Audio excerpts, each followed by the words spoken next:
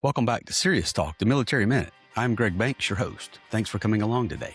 If you've ever frozen up in an interview or watched the perfect job slip by because you walked in cold, then sit down and get ready to take some notes. My next guest is Pat Hubbell, co-founder of Canderful, a nonprofit that pairs transitioning veterans and military spouses with volunteer coaches from companies like PwC, Amazon, and Oracle for real recorded interview practice. We get practical about why networking is a skill almost everyone underestimates, what good interview prep actually looks like, the numbers behind a tiny team making such a huge impact, and a big announcement about Canderful joining forces with a powerhouse VSO. Let's not delay any further. Just get into it. All right. So happy to have on the show today a little local celebrity. I know many of my audience will have heard of this wonderful lady, Pat Hubbell with Canderful. Pat, thank you so very much for making time for us today. I know you're a very busy person, but we're really grateful to have you on. I'm so grateful to be here, Greg. What an honor to be a part of this. Yeah, I can't wait to get started and hear what you have to ask me. I always like to start with a person, right? And we talk to different VSOs and veterans and mil spouses that go on the journey. And I always like to hear about before you got involved in this, whatever this is, what led you here? I mean, a lot of times it's my dad was in, my granddad was in, my grandma was in, whatever those things look like. Everybody has a story as to why this give back space is so important to them. So tell me a little bit about your journey prior to Canderful. I appreciate that question. And it's kind of like I'm going to say it right off the bat. You know, if you had asked me 20 years ago, would I be doing this now? It would have been like, I don't even know what you're talking about. But now with hindsight, looking back on it, God has had me on a path that is very clear looking back, right? But not looking forward. So I call myself a recovering engineering management consultant. I am an engineer by degree. I have an MBA from a top school, MIT. I'm very proud of. I worked in management consulting, had a great career, loved it. I also raised a daughter, which brought a different dimension to career, and even took some time off. And in that process, returning to work became a huge challenge for me because in the time, it's going to seem like it's in the details, but it's so important. In the time from when I left work, which was just a few years to returning to work, things had changed and become digital, right? And the problem with that is there was a time where you wrote your resume and your cover letter and you mailed it into a company, and you emailed it into a company, and you would be seen, you would be contacted, you replied to. But during the time I left, it became Monster.com and Indeed and LinkedIn job searches. And every job had thousands of applicants, but I didn't understand this dynamic at the time. And I took it very personally, struggled to get that next job, questioned everything in the wrong way, and eventually got accidentally networked. There's a reason I slowed that down. Accidentally networked into a role at Cornell's MBA program, which is 350 miles away from where I live. All right. So I took this job far away from home. My daughter was now in college, but far away from my husband, worked there, did a bunch of stuff around career services for young professionals. And while I was there, I ended up helping a bunch of people who are transitioning out of the military prep their MBA applications, not related to Cornell, but prep their MBA applications for getting into business school. So those kind of, there's some little things happening in the background there. I left that job, returned home, and went back into management consulting and at an organization who's actually one of our supporters, this organization did a lot of work for then the very hot topic of double-sided platforms. So again, I'll nerd out. I'm an engineer. I apologize. Double-sided platforms are, best described as Airbnb and Uber. They're kind of the ones people hold up as the example. So I've got this capability. You've got that need. We put them together, right? So there's a lot of topics around that. And in about 2016, I was talking to one of my former Cornell students, Pete Sukitz, and he and I were noodling the needs of young professionals and the needs of veterans, and how the experience that he had working with me at Cornell's MBA program, the Johnson School, to prep for careers wasn't something that was readily available for everybody. Meanwhile, while I was there, I had done this project to help make it easier for Cornell MBA programs alumni to work with and do mock interviews with students, right?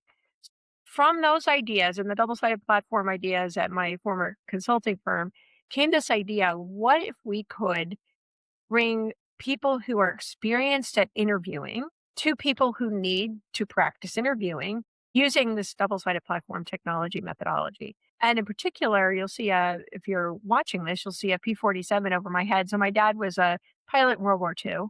So we were raised on it, very interesting stories of a young man going off to war. He never saw action, which is probably one of the reasons we heard a lot of the stories, right? He got his wings just as the war in the Pacific ended. So all these things are like a stew that led to the drive to want to do something impactful, to want to help veterans, and to use this very practical sense of bringing volunteer coaches from industry who do interviewing as part of their real job to our veterans and military spouses. Long answer, Greg, but that's the truth. Well, that's the magic sauce, right? Because what I heard you say was there was a slow unrolling of this growing need that didn't really seem to be defined. And as you began to see the landscape of what that looked like, it was just a matter of finding the right source to be the complement to that. So I got so many questions from that, but I'll trust that it's going to unpack. What discipline of engineering did you study? I'm an engineer, so I'm always intrigued. Fantastic. I love it. There's engineer speak, right? So I have a mechanical engineering degree. Okay, great. Yeah. Mine's computer engineering, but Oh, I nice. did some volunteer work with the mechanical department. We actually went into a competition against MIT. There used to be a project called AUVS. It was the automation of unmanned vehicle systems. This was a long time ago, kids, but it was the launching of a helicopter that ran on software, flew to the other end of a football field, picked up a disc and flew back with no remote. You had to write a program and build the intelligence in for it to do it. And that competition went on for like 3 years each year, and nobody ever completed it when I had graduated and moved on. So people got close. They would fly down, they might pick it up, but you did it outside. So if you can imagine flying a helicopter in a stadium and the That's wind picked up, pretty, yeah, right? that's pretty Yeah, amazing. And if you don't have yeah, control over it, except for the program, it's almost yeah, a little scary. So yeah. I do shout out to everybody who's got an engineering degree from MIT and top universities like that. I have a business degree from MIT. I have an undergrad engineering degree from the University of Rhode Island. I just want to be fair. Fair's fair. Fair enough. Fair enough. Hey, you got that credential. I would throw it out there too. All right. Well, let's jump into the meat and potatoes of this thing. Let's talk about Canderful. Where did this come from? I guess we have a little bit of the on ramp into that, but it becoming an official organization. And the first thing I'm going to ask going into it beyond why you founded it, some of that initial stuff, is where you found the volunteers, people who have a day job, giving up their personal time to come and help do mock interviews. So go with that as you will. All right. So again, I mentioned one of my former students that I met at Cornell. His name is 𝗵𝗂𝗄𝘆. He is actually my co-founder. He's not directly involved with Canderful anymore, but we're still great friends and talk about things. But he and I were bantering a lot about, he's a veteran. He is a captain in the U.S. Army. And he and I bantered a lot about ideas. And in 2016 and 2017, we did a bunch of tests together. I brought some of the people I mentioned, the veterans that I mentioned that were transitioning out of the military, wanted to go to business school. By the time we got to this point, they were actually coming out of business school and looking for jobs. So we did a bunch of testing and practices with them. My co-founder, 𝗵𝗂𝗄𝘆, who I worked with closely in the 2016, 2017 timeframe, to kind of ideate and ask a lot of questions. And one of the things we did was we wanted to figure out how to fundraise for Canderful. And we contacted a lot of companies about that. And we found that people were open to the concept of employee engagement and volunteerism. And from that pitching for fundraising, we were probably more successful on the volunteerism side than the fundraising side, but we connected with some great companies like PwC and Amazon and Verizon and Dell and Oracle, who have been our lifeblood for volunteers. So we've typically got involved with their Veterans Employee Resource Group, but not always. It's not always that. And we just put it out there what we do, and the flexibility of the volunteerism. And we've never really had to go out and ask for volunteers. They come to us at a pace that is slightly greater than we need, which is excellent, as it turns out. It's amazing. Yeah, because by slightly greater than we need, that means we have more hours on our calendar available for our candidates, for our clients, than demand, which is also good because in almost all cases, when a candidate comes to us, there's always room for them on our calendar. And so we try to keep that pace. So we tell our coaches, we give them a minimum number of hours that they need to volunteer, but we always tell them, we want you to put those hours on our calendar, but you will be chosen less than that, which gives them a lot of flexibility. And they do this volunteerism just like you and I are doing right now. I'm in my desk in New Hampshire, and you are in your desk, not in New Hampshire. In Georgia. Yeah. Georgia. Right.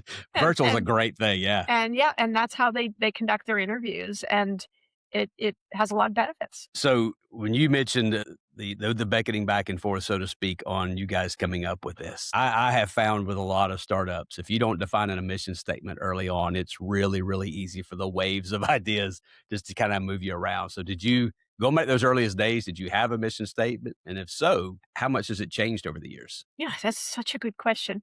I'm trying to remember when we did our mission statement. And I think it was when we started building out our first website, which I did myself, the first version. And that would probably have been 2017, probably the same year we incorporated. So from early days, we had one and we tried to keep very narrow. So unlike other organizations, we are not broad. We do not promise we will take you through every part of the transition. We are hyper focused on job interviews.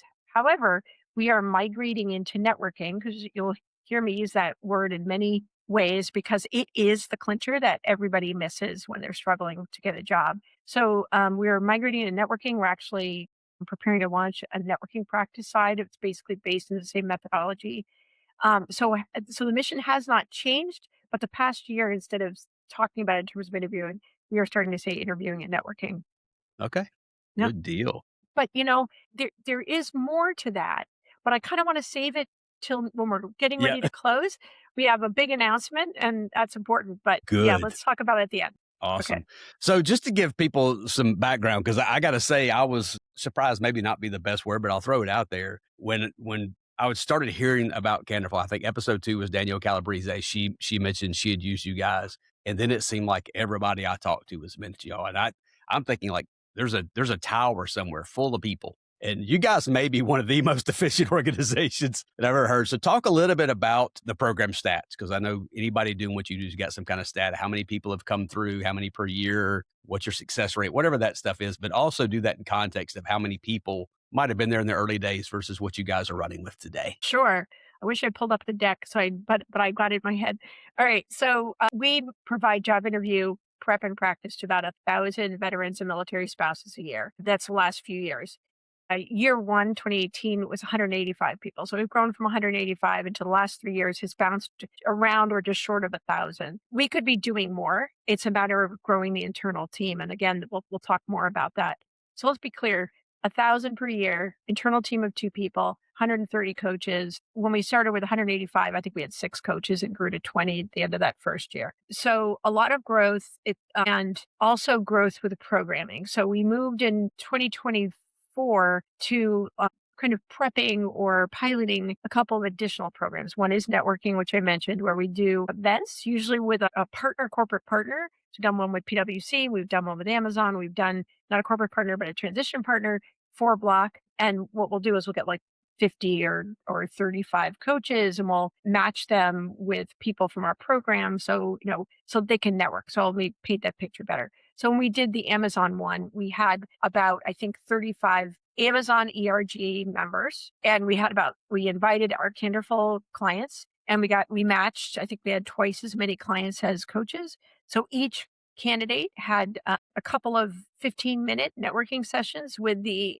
Amazonian people, and we're able to practice networking and get feedback on networking. We had, we led in with like 5 minutes of what networking is and isn't. And this is a great way for a potential sponsor to be able to kind of get a larger group at one moment to make an impact on veterans and military spouses. Yeah. And it's a great way for us to be able to get this whole networking concept out there. We've also introduced workshops for interviewing. And when you add in the networking events and the workshops last year, all told, we helped over 4,000 people. So with a small team, it's Wow. a large impact. And that's what double-sided platforms do. They're incredibly efficient. Yeah, I think that pretty much sizes up what we are capable of doing. So one point of clarification. So when PwC, Amazon, when they do events like this, is this to get mass veteran exposure for potential PwC or Amazon jobs? Or is this just Amazon, PwC putting money up saying, we want to do something meaningful to the military, we'll sponsor that, you bring them in,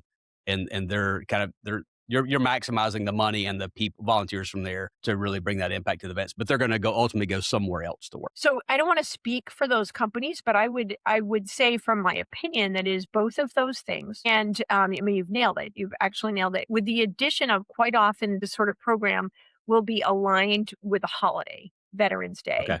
Mhm. Patriots Day, 4th of July, or Military Spouse Appreciation Month, or something like that. So quite often they'll want to do an event to bring attention and appreciation to this well-deserving organization, and have it be practical, pragmatic, and it's something to toot their horns about, appropriately so. It is also, I'll be incredibly blunt, and this is to help my fellow nonprofit leaders out there. It is a way for us to say, hey, we'll work on this with you. Please sponsor this. It's a way for us to generate revenue because nothing happens for free. Agreed. I had a question here, and I think you've already answered part of it, but so it was what makes Canderful unique, and I think you've done a wonderful job kind of painting what you guys do and how efficient you are at it. Something that we hear, and you already mentioned that if you had more internal people, then you certainly could help more external people. But for a company out there, if somebody brings up inside of a company of any size, hey, we want to do something for the veteran community, almost every one of them is going to say, fine, but I don't want to just write a check. How do we maximize the impact of this? So I'm sure when you initially make contact with companies who are willing to do an event of any kind, they're probably looking really heavy to you to come up with ideas on how to maximize that. So what's your pitch there? How do you tell a company, you being here and leveraging the influence and platform you have to bring voice to this is you can't buy that, right? You can't buy an already connected audience, but fill in the blank. How do you Yeah. get them on board here? I will say, I'm laughing at myself. That was a chuckle at myself. So again, I've given you my pedigree. I am an engineer, and take every stereotype you want about that and apply it to me. It's fine. I'm okay with it, right? I'm an engineer, management consultant. Probably not exactly the stereotype that typically fits that because I worked for a consulting firm that was very tech and product development and supply chain focused. So not your typical, finance sort of thing. So I am a nerd. I am a geek. I'm a problem solver. I am not the person that you find at the country club, glad handing Yeah. and. So you do need a little bit of that secondary skill, not a little. You need a lot of that secondary skill to raise money for nonprofit. So I had to learn this from 2017 on, and it's been a really fun journey, very very taxing because it doesn't come naturally to me. So I've had to figure out with some organizations and people, you go in and you ask for money. Some things you say, I want to be a partner and I want to do good stuff for these people that you also want to do good stuff for. And for some organizations, it's I want to get you in front of the people that we're working with so they're either thinking of you for employment or they're thinking of you for, positive impact purposes. The latter of those is very difficult because what's popular, even when we started in 2018, supporting veterans was like the number one topic. And by 2020, this shifted a little bit into a different realm. So you have to kind of get to know each of those things and identify what it is. So I'm going to be very blunt with you. I'm going to grade myself on how well I do that. I am Mhm. a C student, and that's me as a type A personality, loving being an A student, telling you I'm a C student. This is why grant writers and fundraisers exist, right?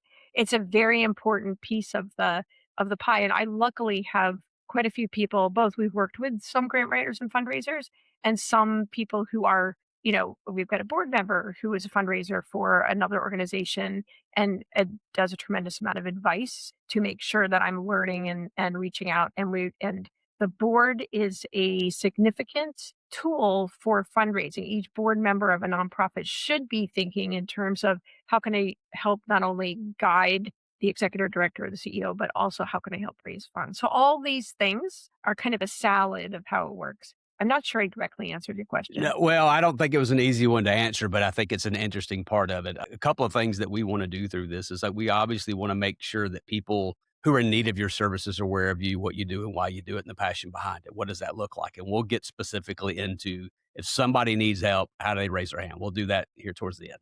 But the other side that I want to get to is giving people a beautiful, clean on ramp to volunteer to work with you. What does that look like? What are the barriers to entry, so to speak?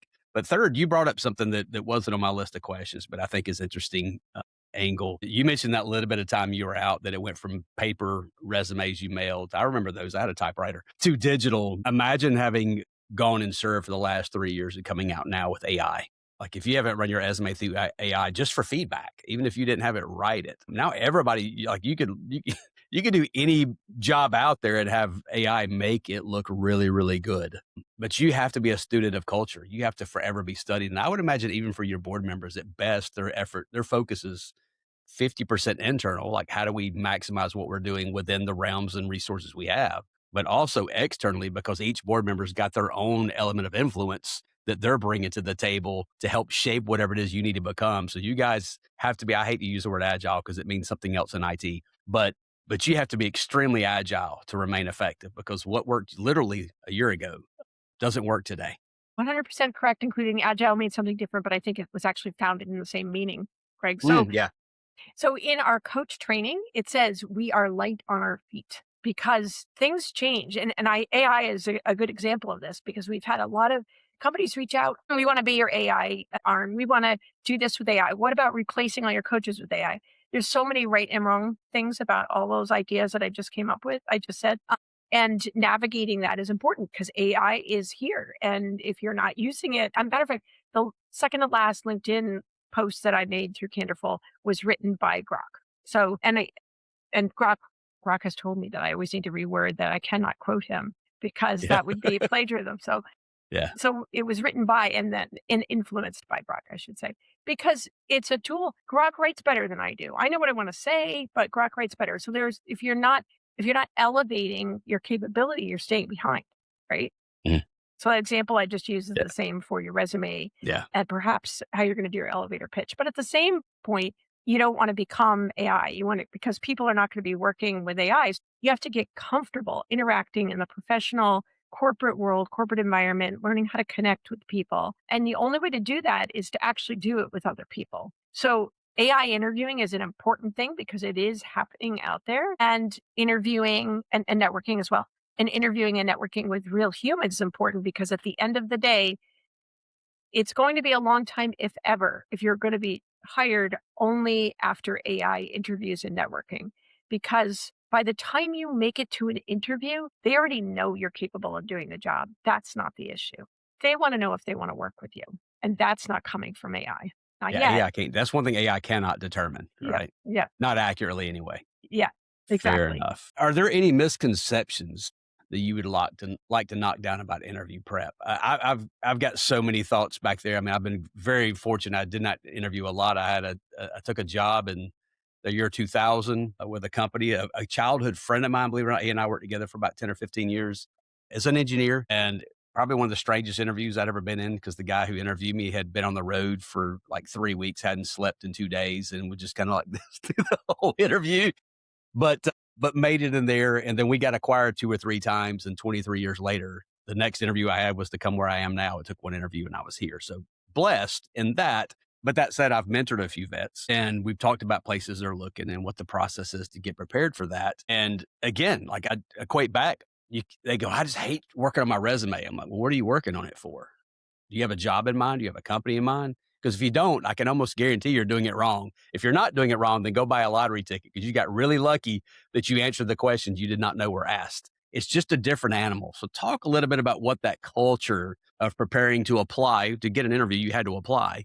I'm not saying you're doing resume prep, but help me understand that on-ramp a little bit. Absolutely. So my head just exploded because there's so many things I want to tell you. And the first one is not about interviewing, but I want to make sure I don't dwell on it too long so I get to the interviewing part. First of all, the number one thing people need to be doing is networking. And I know everybody says that, everybody knows that, but I feel like this is not based in actual study I've done, but I feel like every time I say that, people nod. So 100% know it. Mhm. But I feel like 90% don't know what networking really is and what you're supposed to do, because it's awkward. It's uncomfortable. It's not natural. And it's certainly not natural in the military. So, and I say that as a non-military person, but I've checked that data point and it's not natural.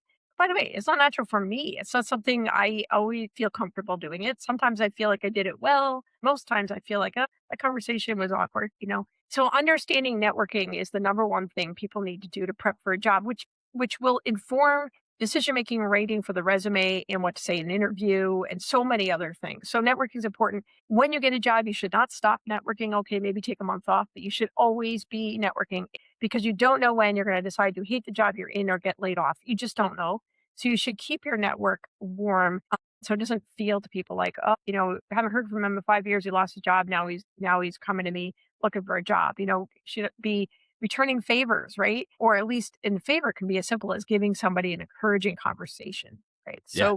So Yeah. always be networking. There's a book I recommend to people if they fall into the category of the alleged 90% that I brought up.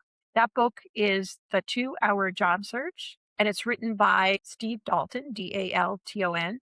It is written for MBA students. It is 99% applicable to all of us going after corporate jobs. I highly recommend this book. He lays out a process for doing the networking, which I believe is incredibly important in the emotionally difficult times of looking for a job.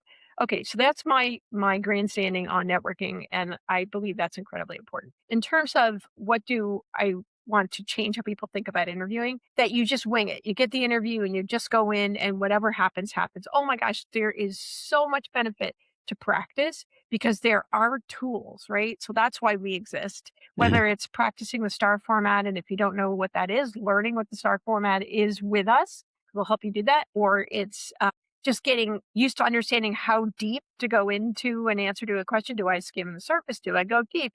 Where's the right answer? How do I avoid rambling? How do I avoid being too succinct? Understanding what your body language should be, understanding when you should worry about the mistake you just made and how to stay comfortable and keep on moving on when you will make a mistake in an interview, just all of that. It is not a single event. It is a journey that you can practice and be prepared for. I think the other thing is we have people tell us they can't wait to use Canderful and then sometimes don't. And the number one and two reason I have heard is I don't have time. It's a busy time when people are transitioning out.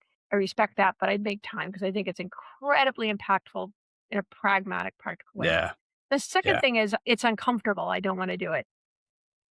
The example I use, whether it's pleasant or not, is I think flossing your teeth at night is uncomfortable because you're tired. You don't want to do it, right? And you have to lean over and you got this weird string. But at the end of the day, it prevents you from losing your teeth, right? So I would say Canderful's identical. It's uncomfortable, but at the end of the interview that you're going to do with us, you're going to also get 15 minutes of time with a coach who's going to build you up. Even if you did poorly, they're going to build you up. They may even be somebody you want to network with, right? Because they're coming from some of those amazing companies I mentioned. And they're going to give you advice that actually takes you to the next level. And you're going to be able to go in and practice again. Because we want people to do more than 3, not 3, more than 3 practice interviews. So I guess I could go on and on about misconceptions, but that's a starter. I would add one to that. And that is when you land a job, network within the company that you landed it at. I can't tell you how many times I found myself, the company I spent 23 years with, just being in a room and engaging in the conversation. The entire basis of my entry into the Salesforce ecosystem was we had spent a year building up a Salesforce implementation. Actually, it was at that time, it was Microsoft Dynamics. We got bought. That company owned 8 other companies, and they said, all 8 of you come in and do a show and tell. We want one new global CRM, but we want to know the best in class of everything everybody's doing. I sat in a room with 26 people for 4 days doing show and tell of who's got what. And at the end of the week, the guy responsible for the implementation came to me and says, I want you to come lead this. I'm like, I can spell CRM, but I don't know anything about the rest of this. And he said, you're the only one in 4 days who have had input that wasn't for you. Like you were actually trying to guide the conversation. We need somebody to think others focused. So, and the only reason I was in that room was I had at our company volunteered outside my day job to work on the CRM project we did at night. Had I not volunteered for that, I never would have had the opportunity to go sit in front of that room to do that. And that changed the trajectory of my family's life. So it's not about sucking up to some local boss that's in your company about maybe moving on up, right? To quote that great 70s show. But it is about people remembering you. Absolutely. And networking is nothing more than a professional conversation. It doesn't have to be a suit and a stuffy lounge and a lot of unforced conversation. It's, hey, what'd you think about the game this weekend? That's right. Whatever, right? I'm sure you have a definition for networking. I kind of want to ask you what that was because I feel like it is one of the words for veterans in particular. Like nothing makes them break out in a rash faster than talking about going to network. Well, it's funny you ask that because we did 2 focus groups recently with a subset of our Canderful coaches to ask what is networking to you and what is it not? Because we're beginning to launch this side of our practice. And it differed a little depending who you spoke with, but in general, it was making a connection to provide information or career advice or making connection for potential information about specific job or careers within that company. And while those two things are seen by some as very different, I still think they're overlapping. Because if you're doing those on a regular basis, like what you're talking about, Greg, where you're not just waiting till you need a job, then it's all those things, right? It's making sure there are people in your network that you are willing to help and that they are willing to help you. And I'll tell you, going back to the book, to our job search, the author divides connections up into 3 groups. See if I can remember them: curmudgeons, obligates, and boosters. Okay. And so the boosters are the people probably like me who are a little nutty and willing to go in there and help and talk things through. Obligates, people say they're going to have a meeting and then may not show up, or show up once but don't do anything. And curmudgeons are people who don't respond or, give you negative feedback. This is the human race, right? This is just the human race. So part of this is learning that, throwing a wide net and finding the boosters, and also being a booster, because there's no better way to turn off a booster than not being the booster back. Right. That follows. Right. So. All right. So I'm going to let you go wherever you want to go with this. I know you've got an announcement. I don't know if you want to do that first, or let's talk about engagement. If somebody is even contemplating, you start with that, because there's probably people. I'm no expert at interviewing. I've had 2 jobs in 26 years. What have I got to tell you? If somebody is even willing to entertain the idea of becoming an interview prep coach, what's your pitch for that? What's the way to engage with you? And then if somebody's actually needing your service, how would somebody engage you there? And whatever answers are, I'm sure there's a link to a website somewhere. Yes. We'll put those in the show notes. So you listen, don't write down. I'll provide the links later, but go ahead. Okay, listen, people. All right, I'm going to start with if you need prep, because this is I want to make sure people hear this. So our process goes like this. You do a 30-minute intake, which just gets you ready, kind of gives you the best practices and gets you warmed up and psyched. That's a 30-minute intake. You're going to schedule one of those by going to our website, Canderful.org, and going to the top where it says Get Started, choosing Military Community, click another Get Started, then you'll be on a scheduling page. One 30-minute intake. You've heard me say schedule 3 or more practice interviews. You'll do that after you finish the intake. Don't do it on that same website. It is not the same group of people. So that's how you engage. And we are looking forward to helping you. There is nothing bad that will come out of practicing with Canderful. It will only move you up. And I didn't finish the stats. 97% of people coming through say that we were important to them landing the job, and 94% of people coming through get a job within 6 months. And I think it's 93% say that working with Canderful helped them not only build their skills, but their confidence, because confidence is sometimes at a loss at this point. Now, if you want to be a coach, we want you to have experience doing interviews as part of your real job. You can be retired, but we do want you to have experience fairly recently doing a real job. That is not experience interviewing for a job, experience interviewing people, perhaps even being in post-interview hiring manager meetings, et cetera. So you are hearing what a good interview is and what a good interview isn't. And if you are that person and you are very reliable and can watch your own calendar and do not require a lot of handholding, go to Canderful.org and find, I believe it's on the mission tab, and there is a way to join an info session where you can learn more. So that's the 2 ways there.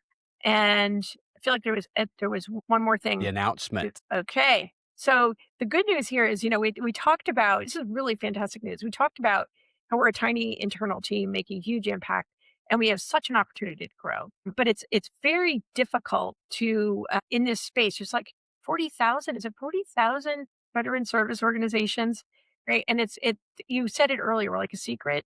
We're not trying to be a secret. We're trying to get a word out there, but there's a lot of people talking over each other. Anyway, we partnered with 42 different transition organizations to make sure that they were telling people about Canderful, including the Department of War, Department of Labor, their sub-programs. But most recently, this wonderful organization called 4block.org, 4block, who also works very similarly, but a different methodology. We have merged with them. We are a partner program with them. So we are awesome. A program within 4block.org.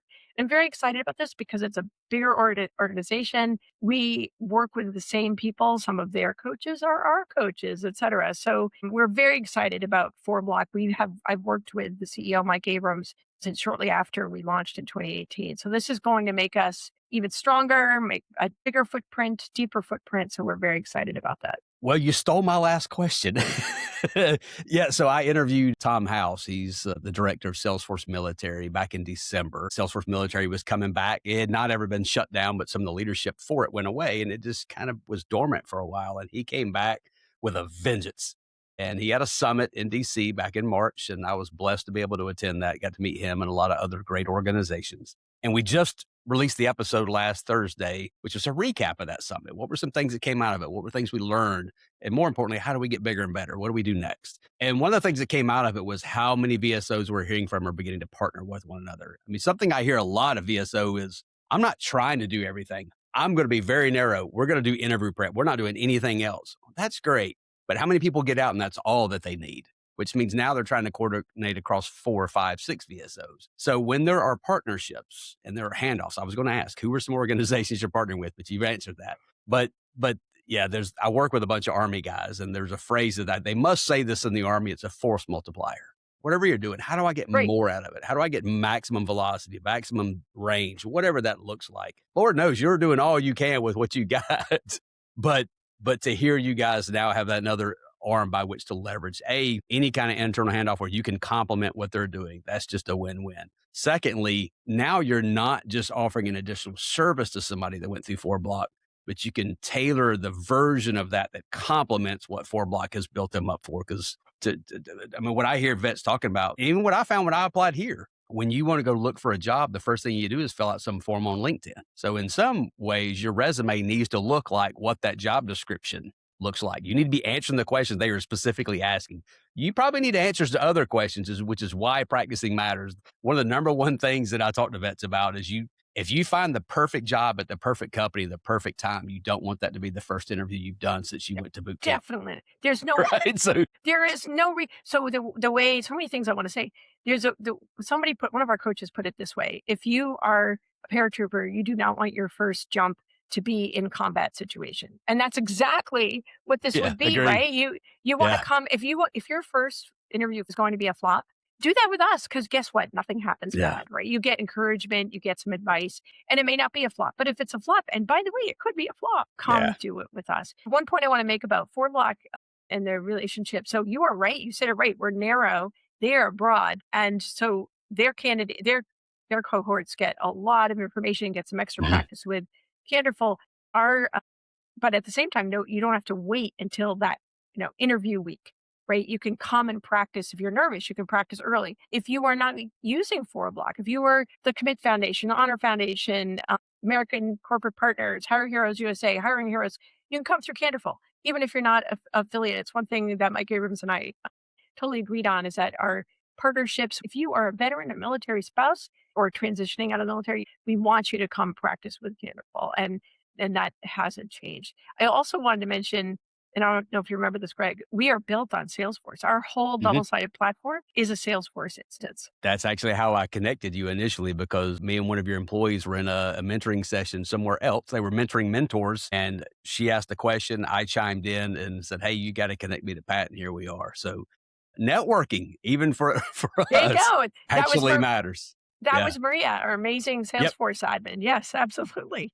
Absolutely. My takeaway is I've been doing this podcast and meeting these VSOs. I haven't come across anything in my adult life that was easier to engage with organizations. Almost every one of them says something similar to what you just go to this place, fill out this thing, one time you're in. You're in. And that's true both on getting service as well as it is getting involved in being an arm of support. Whether it's a $10 check to your favorite VSO or signing up as a coach once a quarter, once a year, if that's what you got to offer, anybody that spent 5 years in any professional discipline has something to offer. Right? And unless you happen to have the job that there's only one of them in the world. So Exactly.